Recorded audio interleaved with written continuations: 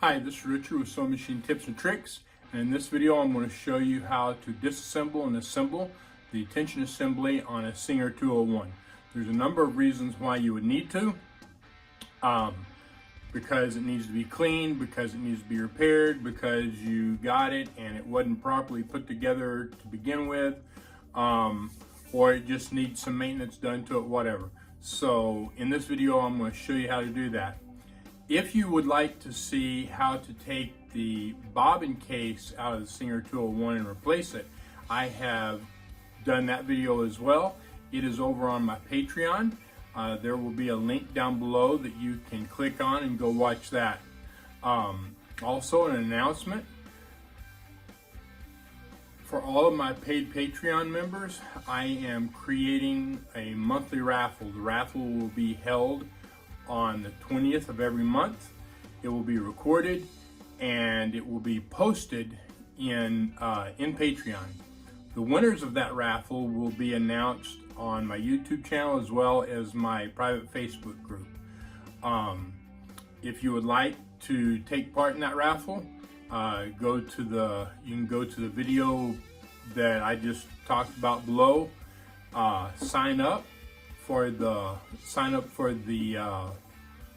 my Patreon, and then in the comments of that video will be a link to enter into that drawing. All right, if you have any questions, put them down in the comments below, and let's get on with this video. So I've already repaired this machine. In fact, I just need to make an invoice and call the people and let them know that it's ready to go out. Kind of wipe it down a little bit, get my fingerprints and stuff off of it. But it came in, it was really messed up. It was just full of grease. The inside was completely full of grease, and because it was full of grease, it caused the motor to overheat. If you don't understand what I mean, then the motor pulled too much amperage trying to move the inner workings of the machine, and it caused it to overheat, and it pulling too much amperage burnt the wires up and just actually melted the wiring from the motor to the electrical plug to the machine. And I had to clean that mess up and then redo the wiring on it, at least on the motor. The rest of it was in good shape. The wiring to the light and so on and so forth, all the rest of that was in good shape, but from the motor to the plug was in really bad shape. And then inside the motor, the wiring in there was just completely bare. Anyway, so another problem that it had was the tension assembly. You could turn it, okay, so I mean obviously you could turn it, but it didn't stop. It would just completely unwind, and then where these numbers are, this would just turn. It was loose, right? And I could turn this as far in as it would go. It wouldn't stop like right there it stops. Okay, it wouldn't stop, it just kept going, or it'd completely unscrew and come off. It wouldn't stop right there. So I'm gonna go over the tension assembly in this video. I'm gonna be making another video and go over taking the bobbin case out, but that's gonna be another video. And in fact, there should be a link to that video in the description down below. But let's go over how this tension assembly comes apart and how to put it back together. Number one, for cleaning purposes, because these things need to be taken apart and cleaned periodically as well. If it gets messed up, or if somebody's taken one apart and not put it back together properly and you're trying to fix it, then you need to know how to fix it. So I'm going to take it completely apart, and then we're going to put it back together so you can have a good understanding of how that works and hopefully help you get your machine going. All right, so here we go. Okay, so first and foremost, before I take this apart, on a tension assembly that goes from 0 to 9, 1 to 10, 0 to 10, whatever, however you want to look at it, or however it's numbered. 4, when it's properly set, 4 is a great place to put your tension assembly for sewing. And normally it can stay here. Once in a while, you know, you get really heavy fabrics or you get real thin fabrics, and you may need to adjust it some. But normally 4 is a great place to start. So anyway, let's get started. And the first thing that I'm going to do is I'm going to take this all the way to 0. Okay, right there where it stops. And then I'm going to remove this set screw, and then we're going to start taking it apart. All right, so the first thing we need is a screwdriver. So I got my screwdriver here, and I'll loosen this. A lot of times these are really tight, or they've been in there a long time and they won't hardly come, they're hard to get loose, so you need to put a little bit of pressure on it, push and turn. Be real careful. Not, if it starts trying to slip, then stop, get a better screwdriver, one that better fits it or whatever. Just don't keep trying to unscrew it if it's slipping out of that groove, because it'll mess up the screw, and then your chances of getting it out are just about 0. All right, so now we're going to remove this piece right here. Now that it's loose, and remove that. Okay, and we had this whole thing loose, so I'm going to put my finger here just to make sure that this doesn't come loose, and I'm going to take this completely off. Now let's look at this real quick, because it only goes on, it only works one way.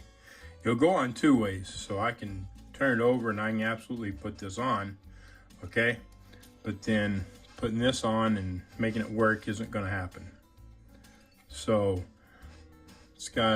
it's like open here and then threads on this side, so the threads go to the inside, and then the opening sticks out towards you, so you can put the little plug or cap or whatever you're going to call it in there. All right, to screw the screw down on.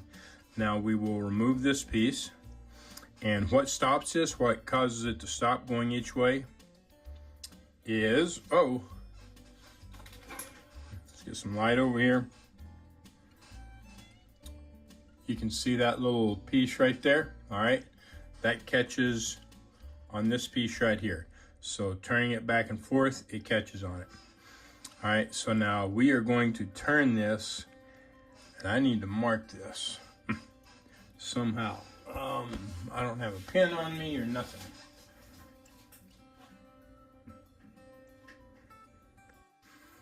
All right, so I'm going to put a black mark on this so that I know about where it's at. Okay, now,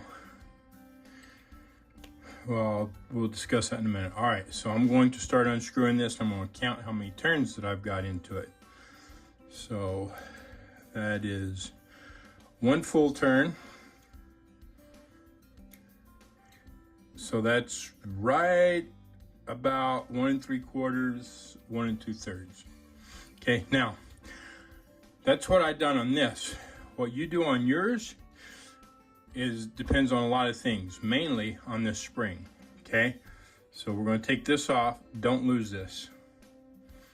All right, and then we're going to pull this spring off. Now, a lot of times, these springs, over time of being compressed, they get compressed down, just like this. And so you'll take it off, and it'll be about like this, all right? It needs to be stretched back out. You need to be careful. You don't want to overstretch it, and you do not want to break it, all right? So the way I do it, I'll take a screwdriver, I'll do it like this, and then just kind of pull it.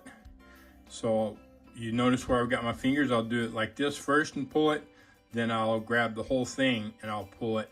And this is about where I'm trying to get it to, okay?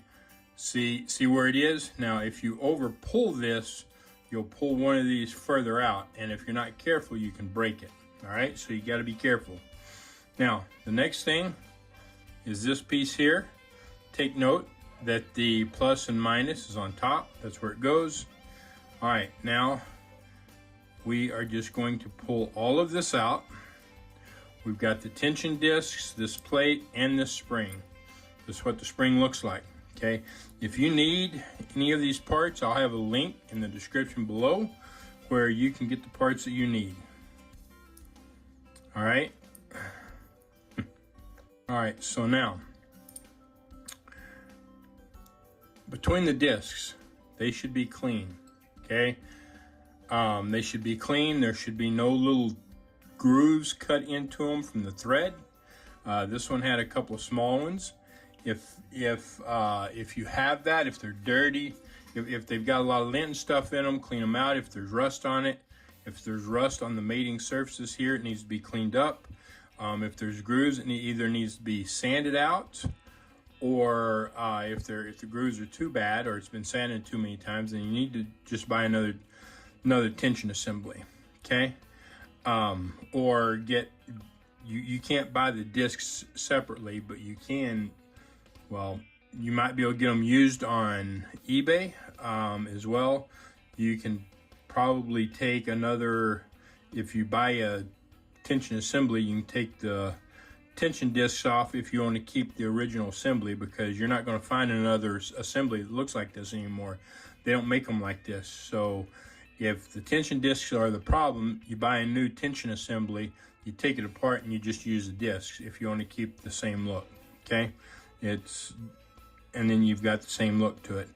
Anyway, so if they're messed up or whatever, then get some sandpaper, you know, 500 to 700 grit sandpaper, and put the flat of the disc on the sandpaper, put your fingers on it, and then just like this, and just keep on until when you look at it, whatever was there, whether it's the rust or grooves or whatever, is gone. All right. Do not use real fine sandpaper. If you use 1,000 grit, 3,000 grit, or whatever, you'll smooth this out real smooth, and then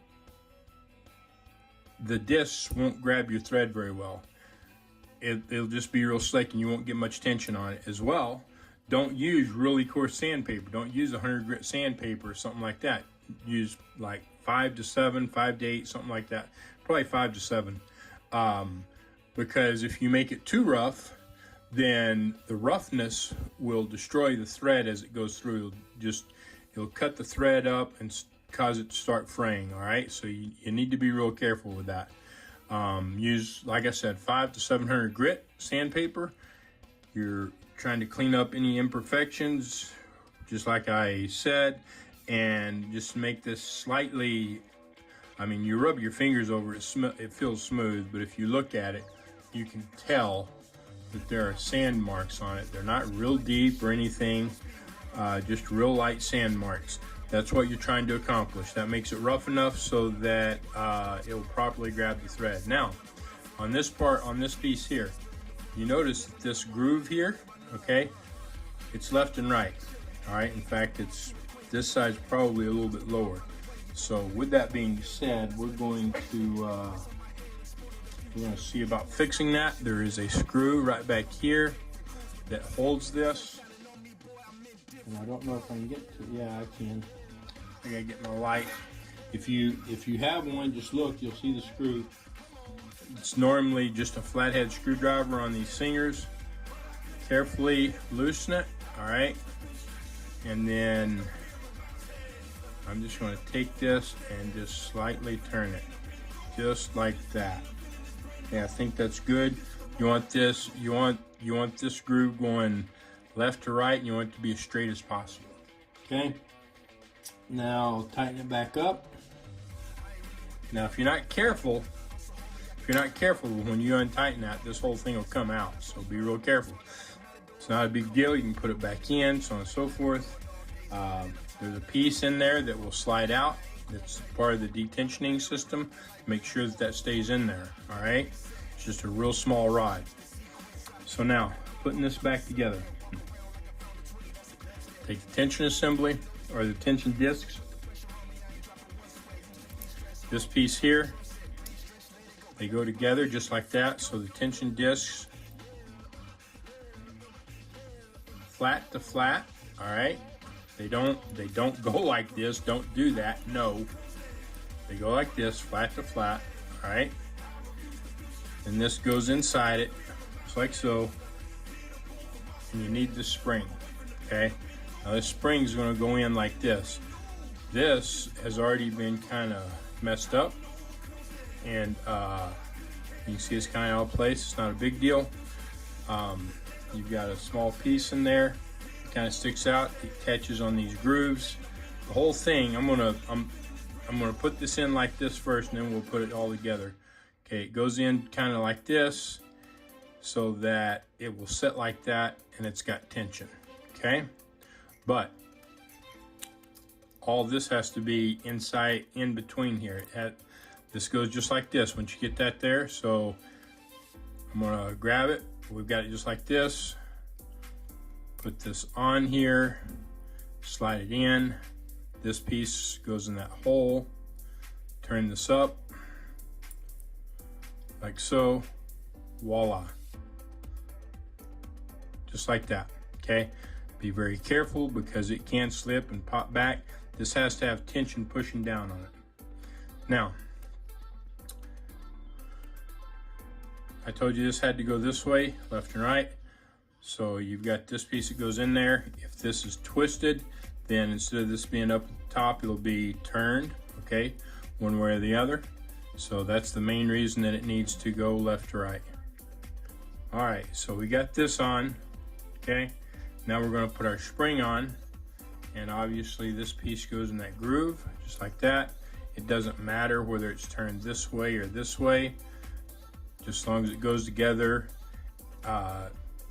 It's a possibility that if your spring's messed up, that this won't go through there properly, or if this is too far, pushed too far open, you'll have problems, okay? If you're trying to spread this, be really careful. First and foremost, take everything off to spread it, and then just barely spread it. If you're not careful, you'll break it. The reason that you would spread it is because it's squished too far together, and this won't tighten up on it, all right? Other than that, if this tightens up just fine, you don't need to spread this. You don't need to mess with it.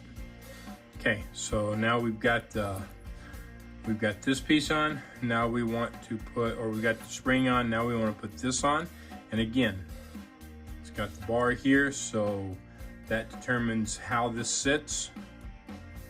And it goes up. It does not go down, it goes up. The little piece there goes up, okay? Now, we need this piece here, okay? And actually I was putting it on wrong, and I need to find where I marked it. Okay, so again, how this is set depends on your spring, so on and so forth. You're gonna have to adjust it. On the 201, normally it needs to be a little bit tighter. What I normally say on machines is set it so that when it's on 0, there's a little bit of play in the discs. The 201s are a little bit different, and in order to get around this whole assembly and get the thread taken back up, it requires a little bit more tension most of the time.